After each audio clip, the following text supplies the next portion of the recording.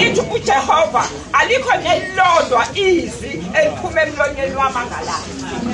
Haleluya bazalwane. Lo esimkhonzayo akazela kalani. Amen bazalwane. Ingakho azi ngisho umcabango yethu, ingakho azi ngisho izidlingo zethu. Wazi ngisho ukuthi ngisweleni. Amen bazalwane.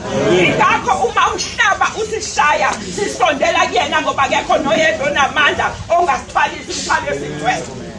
Amen bazalwane. Yabonga ke uma uzofunda isambulo sika7 mawuqhubeka naso lapha i213 liyabuza iBhayibheli lathi ene obani lapho athi bavela lithi izwi lenkosi bavela emhlabeni ezweni lokuphazela ezweni losizi